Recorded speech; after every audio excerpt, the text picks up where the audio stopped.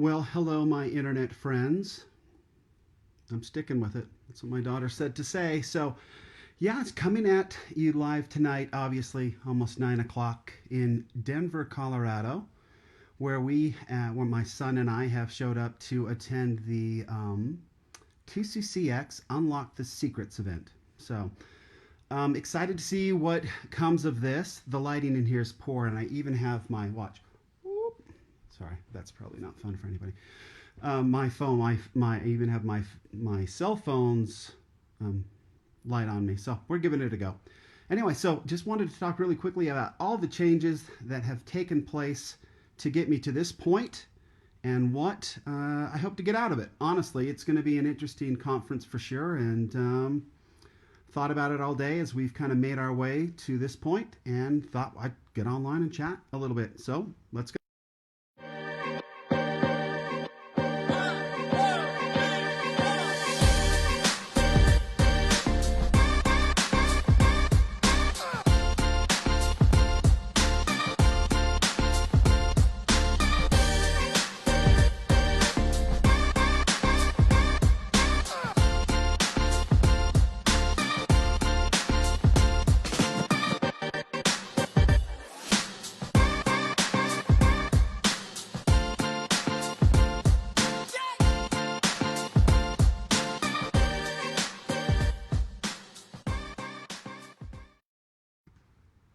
Thank you.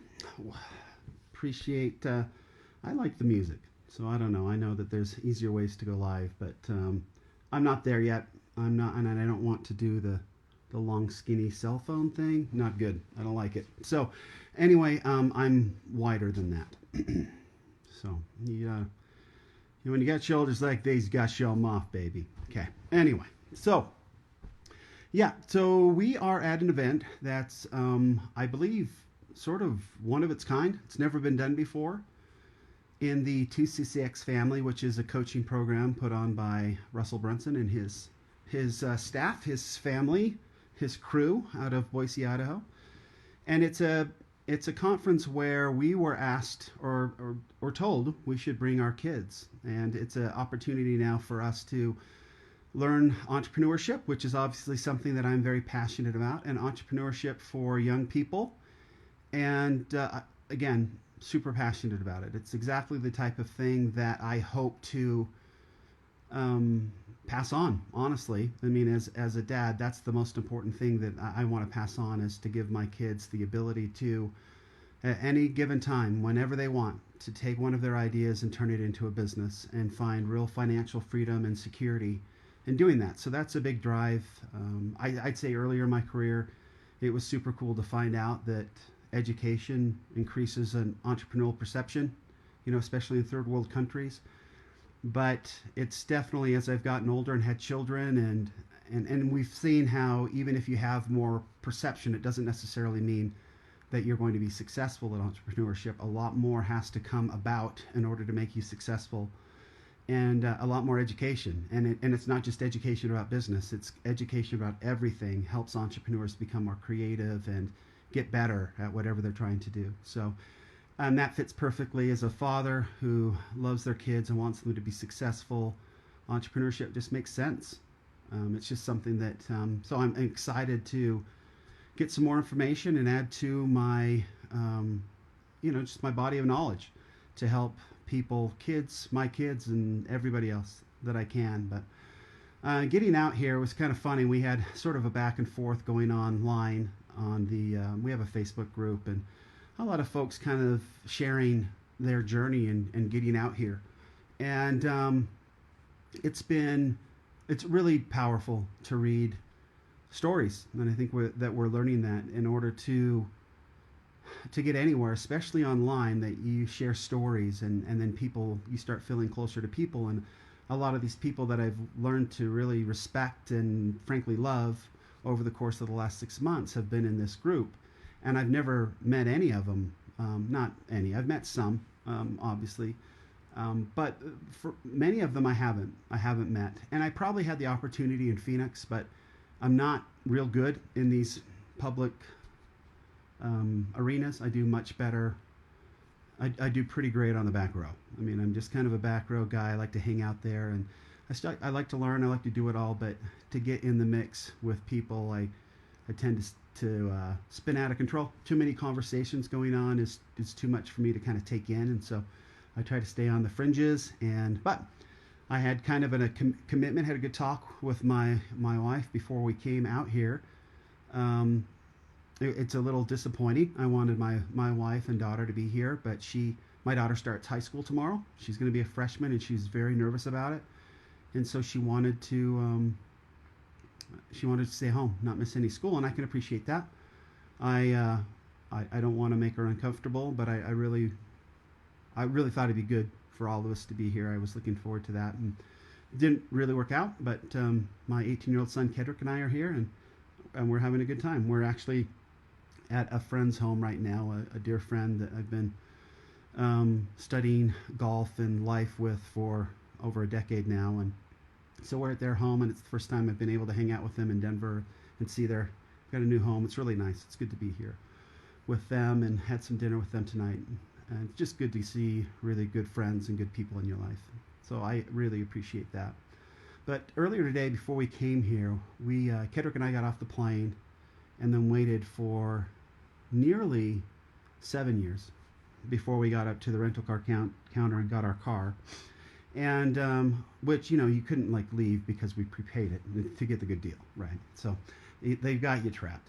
So we got the car and kind of drove over to the property, which is I think it's called the Gaylord Rockies or something like that. It's just a huge Gaylord property it's by the airport. It's pretty close to the airport. It was only like 10-minute drive from the rental car place. We went in there, parked, and walked around and checked in. We start tomorrow morning and wanted to make sure we were checked in, so we didn't have to do that first thing. And boy, just started seeing a lot of people I knew, and I'm not a huggy kind of a person. Never have been. My mom says I was when I was little, but I actually served a church mission in Japan, and as a missionary, you don't hug anybody. And in Japan, there's not a whole lot of physical contact anyway, so I just kind of stopped it there and never started it up again. So I never really hugged anybody after that, except my mom. She never lets you get out of the room without a hug, and my kids will attest to that. But yeah, I've gotten better. I realized it's a problem of mine. There needs to be more connection. And so a couple things have happened in my life. Well, actually, three things have happened in my life that have changed that. One was when my oldest son left Canyon on his mission, and as I got closer to him leaving, I realized that I'd spent very little time. Hey, Evans. Let's see. I think I can put you in here. Let me see here. Come on now. Add to broadcast. Boom. There you go. Hey, Evans. Thanks for joining. So yeah, I realized that when he was leaving, it's probably better right there, that that I had not spent much time hugging him, very little time at all. Sure, when he was little, but as he got older, I didn't do a good job. My wife, she hugs all our kids every single night. We have family prayer together, and she hugs them all, and it's always been awesome. And I just never really, I just kind of stayed on my side, and they all kind of walked by me. We did fist bumps or whatever, but I never really hugged him. And I realized as he was leaving that that I'd really screwed up, and that I needed to do a better job of connecting with my kids. And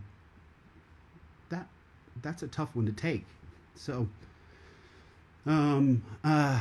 geez, but he's gone. So I can make that up obviously when he gets home. But he's entered another phase in life, and he's going to be gone. I really hope that maybe we could have got him home a month early. He comes home next month on the 17th, and we haven't seen him in 2 years. It'll be great to see him. But I felt really bad about that, and so I made a commitment at that time that I would do a better job of hugging my kids. And so my son Kedrick, who's here with me, I've hugged him every night after family prayers, and it's been right. It's been good. It's been the right thing to do. My daughter Tacey still, we're definitely more affectionate than we have been, but I think she finds it a little weird to hug her dad. So, but everybody hugs mom. So I'm still okay with that. We still do our fist bumps, and definitely have hugged her more, but I do no better job. The second thing that happened in my life is that I was put into a leadership position over a church youth group, essentially. And these young people are aged anywhere between 19 and 29. They're going to school. Some have graduated. They're all single. They haven't married yet, and they're in essentially a situation where we act as leaders in church what meetings and organizational opportunities and things, and we just act as counselors, and we just hang out with them, and if they have questions we talk with them, and it's the first time that they're away from their parents, and so they look to us and our wives as sort of confidants and people that they can come to, and hopefully they learn to trust, and they need hugs. They need hugs. And a lot of us who are in the leadership of these wards are all, around my age, and we all hug one another. So that was like a second sort of like, okay, I guess you have to become a better hugger. It still wasn't totally comfortable, but it got more so, for sure. And I began to see the importance of it, and I began to understand that connection's important. And then definitely over the course of the last 6 months, meeting so many really good people into CCX.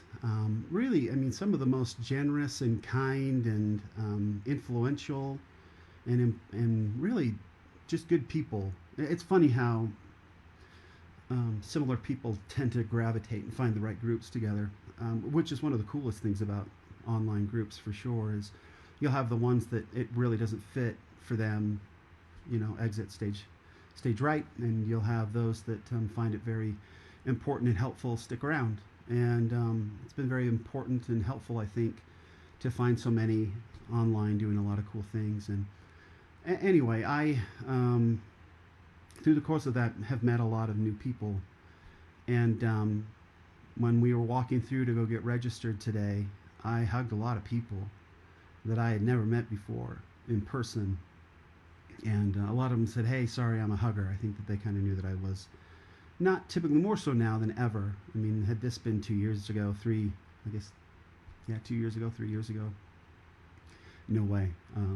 But I'm changing, and I think that a lot of what we're about online and how things are moving is change is a good thing. You've got to be ready to evolve. And with online relationships, especially business, that way, that there's just something about the personal connection and the personal touch that matters, that makes a difference. And I know that while we could have had very good relationships online for doing like business relationships, and I have a number of employees that have worked for me since 1999 that I've never met, right? So I understand that.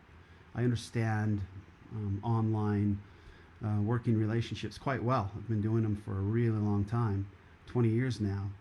But I also am beginning to understand the importance of getting together occasionally and really having face-to-face time. And I believe that a new level of trust and camaraderie and love and support will come from this time here at 2CCX. So I'm looking forward to Unlock the Secrets. And